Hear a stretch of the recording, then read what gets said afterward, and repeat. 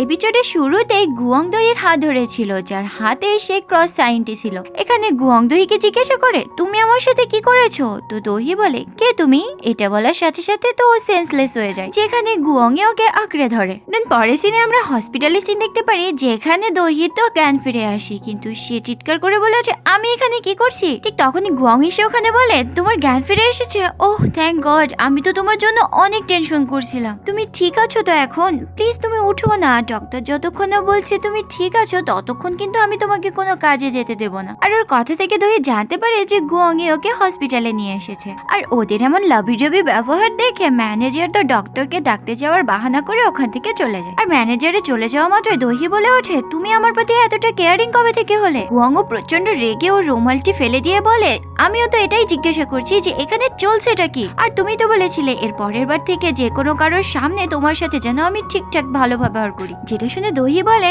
ঠিক আছে, কিন্তু এতটাও ভালো ব্যবহার করতে বলিনি যেটাতে সবাই ভেবে নেয় যে আমরা রিলেশনশিপে আছি। দেন দোহির নজর পড়ে ওর হাতে থাকা ক্রস সাইনের ওপরে, যেটা দেখে ও তো অনেকটাই চমকে ওঠে। আর এটা মুছে ফেলার জন্য ও তো একদম ব্যাকুল হয়ে ওঠে। আর এই ট্যাটুটার উপরে পানি মেরে তো এটা ওঠানোর জন্য অনেক চেষ্টাই করতে থাকে। তখনই তো গুয়ং এসে হাতটি ধরে নেয় আর বলে, এই ট্যাটুটিকে মুছে ফেলার একদমই চেষ্টা করবে না। যেখানে দোহি বলে, এই হাতটি আমার, ট্যাটুটিও আমার, তো আমি এটা রাখবো কি মুছে ফেলবো সেটা আমার ব্যাপার, তুমি বলার কে? তো গুয়ং বলে, ঠিক আছে হাতটি তোমার, কিন্তু এই ট্যাটুটি আমার, বুঝেছো? আর এখানে এই ট্যাটুটি কার এটা নিয়ে তো এরা দুজনে এখানে ঝগড়াই শুরু করে দেয়। দোহি বলে, আমি 3 পর্যন্ত গুনবো, এর মধ্যে তুমি আমার হাতটি ছেড়ে দিবে। কিন্তু 3 পর্যন্ত গোনার পরেও তো গুয়ং ওর হাতটি ছাড়ে না, যে কারণে দোহি তো ওকে থাপ্পড় মারতে চায়। কিন্তু গুয়ং তো দোহির হাত ধরে সাইনে টাচে থাকার কারণে ওর পাওয়ার দিয়ে থাপ্পড়টি আটকে নেয়। তো দোহিও তখন ওর হাতটি মুভ অন করার জন্য অনেক জোরে চেষ্টা করতে থাকে। এদিকে গুয়ংও যখন ওর হাতটি ছেড়ে দিয়েছিল আর ওর পাওয়ারটিও চলে গিয়েছিল, আর এই জোরদার থাপ্পড়টি তো সরাসরি গিয়ে গুয়ং এর গালে গিয়ে পড়ে। আর থাপ্পড় খেয়ে সে তো একদম দূরে গিয়েই পড়ে। দোহি ঘাবড়ে গিয়ে বলে, আমি ইচ্ছা করে মারিনি, আমি তো শুধুমাত্র আমার হাতটিকে জোরে করে মুভ অন করার চেষ্টা করছিলাম। এদিকে বেচারা গুয়ং এর গালে তো দোহির হাতের 5টি আঙ্গুলের ছাপ বসে যায়। গুয়ং তখন রেগে মেগে দোহির কাছে এসে বলে, আমি তোমার জান বাঁচিয়েছি আর তুমি আমার সাথে এমনটা কি করে করতে পারো? যেটা শুনে দোহি বলে ওঠে, ও হ্যালো জান, আমি তোমার বাঁচিয়েছি ডোবার হাত থেকে, নইলে এতক্ষণ তো তোমাকে বড় বড় মাছ চিবিয়ে খেত। আর এখানে তো এদের দুজনের মধ্যে আবারও ঝগড়া লেগে যায় যে কে কার জান বাঁচিয়েছে। দেন ওখানে ম্যানেজার তখন ডক্টরকে নিয়ে আসে, আর ডক্টরকে দেখে গুয়ং তো ওর গালে হাত দিয়ে গালটি লুকিয়ে ওখান থেকে চলে যায়, কাজ আছে এই বাহানাতে। এদিকে দেখা যায় গুয়ং এর অফিসে গুয়ং এর চেয়ারে বসে পার্ক গুয়ং এর মায়ের যেমন বুকটি পড়ছিল, যেখানে লেখা ছিল যে গুয়ং যদি নতুন ডিল করতে না পারে অথবা কারো ডিল যদি এক্সপায়ার হয়ে যায়, তারপরেও যদি তার সোল কালেক্ট করতে না পারে, তাহলে সে ডেমনটিকে না খতম হওয়া আগুনের মধ্যে মিলিয়ন সাল পর্যন্ত জ্বলার জন্য ছেড়ে দেওয়া হয়। ঠিক তখনই পিছে থেকে গুয়ং এসে ওর হাত থেকে তো বইটি কেড়ে নেয় আর ওকে অনেক বকাবকি করতে থাকে। তো পার্ক বলে, আমি আপনার সেক্রেটারি, এই বইটি পড়ার আমারও অধিকার রয়েছে। বাই দ্য ওয়ে, সত্যি সত্যি যদি আপনি সোল কালেক্ট করতে না পারেন, তাহলে কি সত্যি সত্যি আপনাকে আগুনের মধ্যে ফেলে দেওয়া হবে? আর এমনিতেও আপনাকে কতদিনের মধ্যে কতটি ডিল করতে হয়? যেটা শুনে গুয়ং বলে, এটা তো ঠিক আমিও জানি না, এজন্যই তো আমি এতটা আপসেট আছি। দেন ও দোহির কার্ড দিয়ে দোহির ব্যাপারে সমস্ত ইনফরমেশন নিয়ে আসতে বলে। গুয়ং এখানে ভুল করে বলেই ফেলে যে এই মেয়েটি আমার সাইন চুরি করে নিয়েছে। যেটা শুনে পার্ক তো চমকে ওঠে, আর সে আরো জিজ্ঞাসা করে, আপনার কাছে কি এমন আরো কিছু আছে যেটা আপনার কাছে নেই? যেটাতে গুয়ং তো না করে দেয়, কিন্তু পার্কের তো অনেকটা ডাউট হয়ে যায়। সে তখন গুয়ং এর পাওয়ার চেক করার কারণে ওর উপরে পানি ছুঁড়ে মারতে থাকে। গুয়ং ওটা আটকানোর জন্য পাওয়ার ইউজ করে, কিন্তু ওর কাছে তো কোনো পাওয়ারই ছিল না, তাই ও তো পুরোটাই ভিজে যায়। এটা দেখে পার্ক তো হাসতে শুরু করে। তো গুয়ং রেগে বলে, এখানে হাসার কি আছে? আমি শুধুমাত্র আমার পাওয়ারটি ওর কাছে কিছু দিনের জন্য ধার দিয়েছি, ছাড়ো এসব কথা, আমি এখন সোল কালেক্ট করতে যাচ্ছি। যেটাতে পার্ক বলে, আপনার কাছে তো এখন পাওয়ার নেই, তাহলে আপনি কি সোল কালেক্ট করতে পারবেন? গুয়ং তখন পুরো অ্যাটিটিউডের সাথে বলে, আমি একজন ড্রেমন ব্রো, 200 বছর থেকেই তো আমি সোল কালেক্ট করছি, এই কাজটি তো আমি এক চুটকিতেই করে দেব। কিন্তু দেখা যায় গুয়ং যে সোল কালেক্ট করতে গেছে সেই মানুষটি তো একজন বক্সার ছিল, যে গুয়ং এরই ধুলাই করতে শুরু করে দেয়। এখানে গুয়ং বলে, তোমরা সবাই একজন একজন করে আসো না, কিন্তু সবাই তো একসাথে আসতে থাকে। গুয়ংও বলতেই থাকে, আমি বলেছি না তোমরা একজন একজন করে করে এসো। এটা বলতে বলতেই সে তো পিছনে হাঁটতে থাকে, কিন্তু সবাই যখন ওকে মারতে আসে তখন সে সবাইকে বলে তোমরা মানুষেরা কখনোই শুধরাবে না, তাই না? এটা বলেই সে একজনকে মাথা দিয়ে মারে, কিন্তু ওরই তো মাথাটা ঘুরতে শুরু করে, যেটাতে ও বলে তোমরা আসলে খাওটা কি?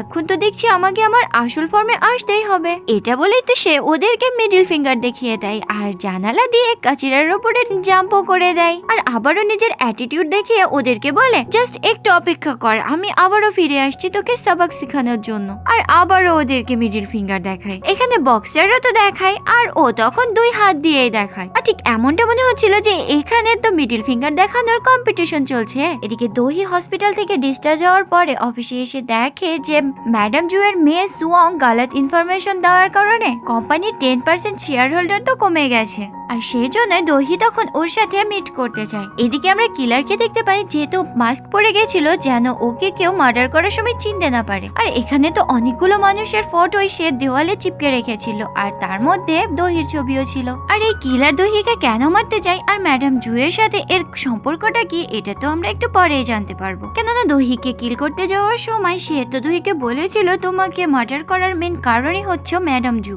একটু পরে দহি যখন ম্যাডাম জুয়ের সাথে মিট করতে এসেছিল সে তখন কিলারের কথা ভেবে ম্যাডাম জুকে জিজ্ঞাসা করে আপনি কি কখনো আমার কাছ থেকে কোনো কথা লুকিয়েছেন, যেটাতে ম্যাডাম জু তো একটু ঘাবড়ে গিয়ে বলে কই কখনোই না। তো দহি বলে ঠিক আছে আপনি বলে দিলেন তো আমি এটাই মেনে নিলাম, কেননা এই পৃথিবীতে একমাত্র আপনি তো আছেন যাকে আমি চোখ বন্ধ করে বিশ্বাস করতে পারি। ঠিক তখনই ওখানে ম্যাডাম জু এর ভাতিজা সিওখন চলে আসে, আর ম্যাডাম জু এর কাছে রিপোর্ট দেখিয়ে কাজের কথা বলতে বলতে দহির সাথে চলে যেতে থাকে। তো ম্যাডাম জু ওদেরকে ডেকে বলে তোমরা তো সবসময় কাজই করো, তোমরা দুজনে বিয়ে কেন করে নিচ্ছ না? দহি বলে এমন উল্টোপাল্টা কথা প্লিজ বলবেন না। এটা বলে তো সে গাড়ির কাছে চলে গিয়ে গাড়িতে উঠে যায়। এখানে সিওকুন তো অনেকটা হতাশ হয়ে যায়, কেননা সে তো দহির সাথে একা একা যেতে চাচ্ছিল, কিন্তু মাঝখান থেকে তো ম্যানেজারও ওদের সাথে যাচ্ছিল। এখানে দহি ম্যানেজারকে বলে আমার সাথে ব্লাইন্ড ডেটে যে ছেলেটি গিয়েছিল ওকে আমার কিছু পে করে দেওয়া উচিত, কেননা কাল ওই ছেলেটিই তো আমার জান বাঁচিয়েছে। এখানে ব্লাইন্ড ডেটের কথা শুনে সিওকুন তো চমকে গিয়ে জোরে করে গাড়ির ব্রেকটি চেপে দেয়, আর ম্যানেজারের মাথা তো জোরে সোরে ধাক্কা খায়, যেখানে ওর নাক দিয়ে তো ব্লিডিংও হতে শুরু করে। দেন দেখা যায় ম্যানেজার সিওকুনকে পিছে বসিয়ে প্রচন্ড রেগে মেগে নিজে ড্রাইভ করতে থাকে, যেখানে সিওকুনের টাই খারাপ দেখে দহি তো ওর টাইটি ঠিক করে দিতে থাকে। এটা দেখে সিওকুন তো ব্লাশ করতে থাকে, কারণ এখানে তো সব বোঝাই যাচ্ছে যে সিওকুন দহিকে পছন্দ করে। এদিকে অফিসে পার্ক আবার গুয়ংকে দহির আইডেন্টিটির ব্যাপারে বলতে শুরু করে, যেখানে পার্ক বলে সবাই তো দহিকে মিরাই গ্রুপের প্রিন্সেস বলে জানে, কিন্তু অফিসের সমস্ত এমপ্লয়াররাই তো ওকে ডেভিল বলে ডাকে, কেননা ও তো নিজের কাজের উপরে অনেক বেশি স্ট্রিক্ট, আর ওর এই বিজি সিরিয়ালের কারণে ওর তো একটিও রিলেশন টিকেনি। একটা সময় দহির পাপ্পা আর ম্যাডাম জু তো মিরাই গ্রুপের এস্টাবলিশ করিয়েছিল, কিন্তু দহির পাপ্পা হঠাৎ করে মারা যাওয়ার কারণে ম্যাডাম জু তো দহিকে 17 বছর আগে অ্যাডপ্ট করে নিয়েছিল। ছোটবেলা থেকে দহি অনেক ইন্টেলিজেন্ট হওয়ার কারণে ও তো ছোট থেকেই সবকিছুতেই ফার্স্ট হয়ে এসেছে। সমস্ত কথা বলার পরে পার্ক গুয়াংকে জিজ্ঞাসা করে এবার তুমি কি করতে চাচ্ছ? তো গুয়াং বলে এবার আমি যাচ্ছি ওকে আমার জালে ফাঁসাতে, যে কাজটিতে আমি সব সময়ের জন্য এক্সপার্ট। এদিকে আমরা সুয়ংকে দেখতে পাই যে বলছিল যে দহির কোম্পানির তো 10% লোকসান হয়ে গেছে, তাহলে ওকে আমার ফ্লাওয়ার দিয়ে সান্ত্বনা দেওয়া উচিত, তাই না? পিছে বসে থাকা দহি বলে ওঠে এটার কোনো প্রয়োজন নেই, আর দহিকে এভাবে আচানক দেখে সুয়ং তো চমকে ওঠে আর বলে ওঠে তুমি এখানে কি করছো, যে তোমার কোম্পানির রেপুটেশন বাঁচাও। যেটা শুনে দহি বলে কোম্পানি তো কখনো আপ চলবে তো কখনো ডাউন, কিন্তু কারোর পার্সোনাল লাইফ যদি এক্সপোজ হয়ে যায় তাহলে কি হবে, আর সেটাও যদি হয় তার মাম্মির সামনে তাহলে। আর দহি তো সুয়ং এর কিছু প্রাইভেট ফটো ওকে দেখায়, যেটাতে সুয়ং ওকে জিজ্ঞাসা করে তুমি কি আমাকে ব্ল্যাকমেল করছো? দহি বলে এটা এখনো আমি শুরু করিনি, তুমি যে ভুল ইনফরমেশনটি পাবলিক করেছো সেটা তুমি যদি ঠিক না করো তাহলে এই ব্যাপারে ভেবে দেখবো। ঠিক তখনই ওর কাছে গুয়াং ফোন করে বলে আমার শরীরটা না অনেক বেশি খারাপ, আমি তোমার সাথে মিট করতে চাচ্ছি। এদিকে তখন দহিও ওই সুয়ংকে একটু বেশি ভয় দেখিয়ে গুয়াং এর সাথে দেখা করতে চলে যায়। এদিকে আমরা ম্যাডাম জুকে দেখতে পাই যে চার্চকের ফাদারের সামনে বলে আমি জানি আমি মৃত্যুর পরে নরকে চলে যাব, কিন্তু আমার এর থেকেও বেশি ভয় যে আমি দহির কাছে ক্ষমা কখনোই পাবো না। আর আমরা ফ্ল্যাশব্যাকে দেখতে পারি যেখানে 17 বছর আগে যখন দহির মাম্মি পাপার অ্যাক্সিডেন্ট হয়েছিল সেখানে ঘায়েল হয়ে পড়ে থাকা ম্যাডাম জুও ছিল। আর এর পেছনে মেইন রিজনটা কি সেটা তো আমরা পরেই জানতে পারবো। এদিকে আমরা আবার পার্কে দেখতে পাই যে একা একাই বিড়বিড় করে বলছিল এখন তো বসের কাছে পাওয়ার নেই, তাহলে সে কি দহিকে পটাতে পারবে? ওর এই সমস্ত কথাই তো গায়ং শুনে নাই, আর ওর সামনে চাকু রেখে ওকে ভয় দেখিয়ে ওর সমস্ত কথাই তো উগলে নাই। অন্যদিকে দহি তো দাঁড়িয়েছিল ফাউন্টেনের কাছে গুয়ং এর জন্য, আর গুয়ংকে ফাউন্টেনের ওপাশ থেকে আসতে দেখে ওর হ্যান্ডসামনেস দেখে তো ওর দিকে ফিদা হয়ে দেখতেই থাকে। আর গুয়ং যখন ওর কাছাকাছি আসে তখন বলে দেখো তো তুমি কোথা থেকে অসুস্থ লাগছো, তুমি তো অনেক বেশি শাইন করছো। এখানে গুয়ং ভাইসব তো তখন পুরো ফ্লার্ট করার মোডে বলে সত্যি কি আমার ফেস অনেক শাইন করছে? তো দহিও ঘাবড়ে গিয়ে ওর কথাটি উল্টে দিয়ে ওকে কম্পেনসেশন পে করতে চায়, যেটা থেকে গুয়ং বলে আমার এটা চাই না, কারণ আমার কাছেও তোমার মতোই টাকা আছে, কিন্তু তোমার সাথে ওই অ্যাক্সিডেন্টটি হওয়ার পর থেকে আমার না কোনো কাজেই মন লাগছে না। জানি না কেন আমার বডির মধ্যে কিছু অদ্ভুত ফিল করছি, যেমনটা আমি কখনো এর আগে ফিল করিনি। দহি বলে তাহলে কোনো সাইকিয়াট্রিস্ট দেখাও না, কিন্তু গুয়ং তো ওর হাতটি ধরে নাই আর বলে না আমাকে শুধুমাত্র তুমি ঠিক করতে পারবে। আর দুজনেই তখন দুজনের চোখের দিকে এক পলকে তাকিয়ে থাকে। দেন এখানেই সিনটি কাট হয়ে যায়, আর পরের সিনে আমরা দেখতে পারি যে গুয়ং দহিকে নিয়ে কোথাও একটি যাচ্ছিল। এখানে দহি গুয়ংকে বলে শোনো আমি কিন্তু শুধুমাত্র তোমার হেল্প করার জন্য তোমার সাথে যাচ্ছি, এটাতে তুমি কিন্তু উল্টাপাল্টা কিছু ভেবে নিও না, যেমনটা রিলেশন বা ডেট। কিন্তু ঠিক তখনই গুয়ং দহির হাতটি ধরে পাওয়ার নিয়ে গাড়িটা অনেক জোরে চালাতে থাকে, কেননা 12টা যে বাজতে চললো। আর বডি বিল্ডারের কাছে গিয়ে ওকে হাতের ইশারা করে গলি মেরে দেয় আর ওর সোলটি কালেক্ট করে নেয় আর ওখান থেকে চলে যেতে থাকে। তখন দহি এগুলো দেখে বলে এটা কি ছিল? গুয়ং বলে তেমন কিছু না, ওটা আমার ফ্রেন্ড ছিল, আমরা তো জাস্ট গেম খেলছিলাম। দেন দহিকে নিয়ে ও একটি নদী ধারে যায়, যেখানে অন্য গাড়ির মধ্যে তো রোমান্টিক সিন চলছিল, যেটা দেখে দহি বলে আমরা তো কিছুদিন আগেই একসাথে দেখা করেছি না, তাহলে আমরা এগুলো কি করে করব? তুমি যেটাই ভেবে নাও না কেন, আমি তো একটু বেশি ওল্ড ফ্যাশনের। কিন্তু গুয়ং বাহিরে এসে বলে চলো বাহিরে করি, যেটা শুনে দহি বলে তোমার মাথা ঠিক আছে তো, আমরা এই সমস্ত কাজ বাহিরে কি করে করব?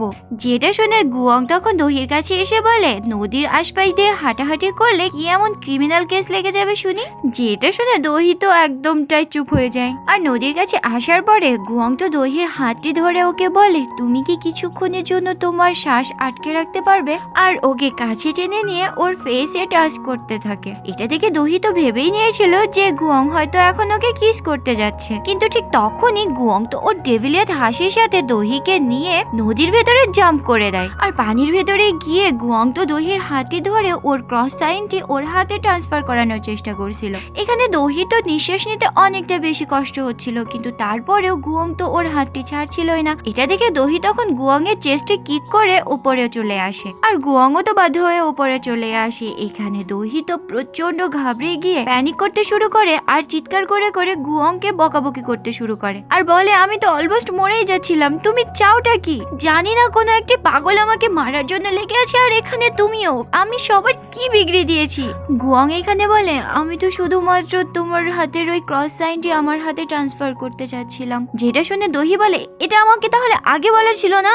দেন সে ওর কারের মধ্যে থেকে টাকা বের করে গুয়ং এর উপরে ছুঁড়ে মেরে ওখান থেকে চলে যেতে থাকে আর বলে যে আমাদের মধ্যে আর কোনো সম্পর্ক নেই। এদিকে আমরা আবার কিলারকে দেখতে পাই যে তেজুনের ফোনে দহি আর ওর মাম্মি পাপার ফটো দেখে একটি লকারের মধ্যে রেখে দেয়। আর ঠিক তখনই কেউ একজন এসে ওই লকার থেকে ফোনটি বের করে অন্য একটি মানুষের কাছে দিয়ে দেয়। মেবি এটা একটি বস, কিন্তু এর ফেসটি এখন আমাদের দেখানো হয়নি। অন্যদিকে আমরা গায়ংকে দেখতে পারি যে ওর ফোনে দহির অনেকগুলো পিকচার দেখছিল। দেন প্রচন্ড রেগে মেগে সে তো তলোয়ার নিয়ে ডান্স করতে শুরু করে। আবার আমরা ম্যাডাম জুকে দেখতে পারি যে গডের সাইন হাতে নিয়ে প্রে করছিল যে সে যেন দহির কাছে সত্যি কথা বলার সাহস পায়। পরের সিনে আমরা ম্যাডাম জুইয়ের বড় ছেলে নৌসুককে দেখতে পাই যে রাতের বেলায় বার্ডকে শিকার করছিল, আর যার শিকার দেখে আমরা বুঝতেই পারি যে এ অনেক বেশি ডেঞ্জারাস একটি পার্সন। এদিকে সুয়ংকেও দেখা যায় যে সবকিছু ঠিক করার পরে প্রচন্ড রেগে মেগে দহিকে বলতে থাকে দহি আমি তোমাকে একদমই ছাড়বো না। অন্যদিকে সিওকুনকেও দেখা যায় যেহেতু দহির বাধা সে টাইটিকে অনেক আজব ভাবে দেখছিল, যাকে দেখে বোঝাই যাচ্ছিল যে একদমই ভোলা ভালা নয়। জানি না দহি কিভাবে কিভাবে এই সমস্ত বড় বড় বিপদের মধ্যে থেকে একা একা বের হতে পারবে। এদিকে দহিকে দেখা যায় যেহেতু আপসেট হয়ে রোড ক্রস করছিল, তখন সে দেখতে পায় নিউজে দেখাচ্ছে তেজন ফাঁসি লাগিয়ে সুইসাইড করে নিয়েছে। আর এটা দেখে ও তো অনেক বেশি ঘাবড়ে যায়। ঠিক তখনই একটি বাইক অনেক তেজের সাথে এসে ওর উপরে অ্যাসিড ছুড়ে মারে, কিন্তু অ্যাসিড গুলো দহির উপরে আসার আগে গুয়ং এসে ওর সামনে দাঁড়িয়ে যায়। আর গুয়ং এর পিঠের উপরে অ্যাসিড পড়ার কারণে ওর পিঠে তো পুড়ে জ্বলে যায়, আর দহি তো বেঁচে যায়। এদিকে হোশ খুয়ে বেঠা দহি তো গুয়ংকে দেখে বলতে থাকে, জানি না কে আমার দোস্ত কে আমার দুশমন, কিন্তু আমার যখনই প্রয়োজন হয় এ আমার সামনে চলে আসে, কিন্তু একে আমি তো একদমই চিনি না। আর এর মধ্যে দিয়ে আজকের এপিসোডে এন্ড হয়ে যায়। দেখা হচ্ছে পরের এপিসোডে। Thank you for watching, bye by.